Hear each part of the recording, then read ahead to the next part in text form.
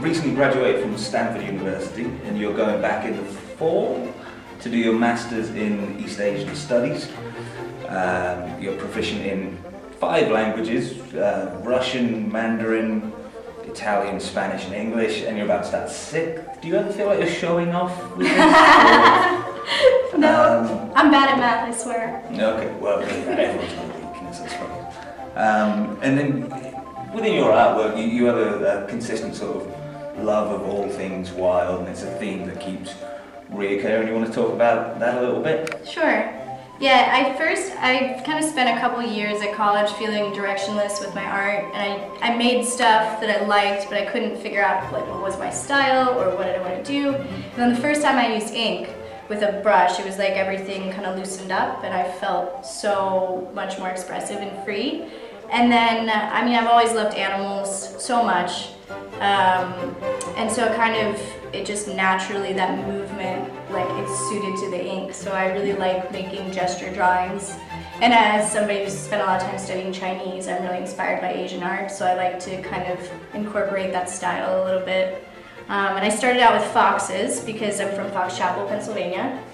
And I love foxes, and after I did a big show on foxes, I felt like I need to pick something else. So I figured I'd move from the predator to the prey, and I came here kind of like most people do with this expectation of what I would do, and I didn't do it at all. I wanted to do all this stuff about rabbits, and I kept coming back to foxes. And I was like, okay, how can I like put this together? And so I, in the end, kind of made a narrative of the hunt.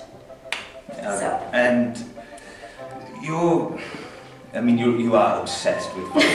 It would seem. Is there, other than the fact that you're from Fox Chapel, is there anything else about the fox in particular that appeals to you, sort of physiologically or just symbolically? Or? Yeah, foxes are really interesting. In all the animals I do work with, I try and do a lot of research about, you know, the culture, the human sort of interpretation of the animal, and then also all of the natural habits in the wild. Yeah. And foxes are interesting because they're pretty small. They're only 15 pounds. But we all kind of think they're bigger because they catch things like rabbits can be up to almost 10 pounds, and somehow foxes manage to eat them. They're clever and they're small but powerful, and I'm kind of pretty small, so I think I just identify with the fox. Yeah, I like to be small and cute, but like don't cross me. Right, fair enough. And then material-wise, like since you've been here, I mean, obviously you're working a bit more in wood now, and you've done some wood carving and stuff. Is that a new thing for you? Is that something you started using just for this? There was a total accident. I just walked by this piece of wood, and I wanted to do something with it. And I did the tree, and I was like, oh, this feels so amazing. And so then I just kind of ran with it. And I'm so grateful to have come here because I never would have found this medium otherwise. It was just a happy accident. And then started using the varnish instead of paint. And here I am. Okay, and then what do you think you're going to move to next artistically? When you get back to the States? I don't know, I'd like to experiment more with wood and with cutting into the wood, maybe making some prints, kind of trying to combine this Asian style in the ink with kind of some of my more technical stuff and kind of create my own fusion style. Yeah. So.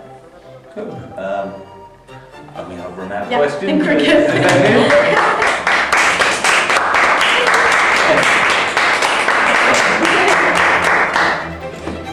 Bravi!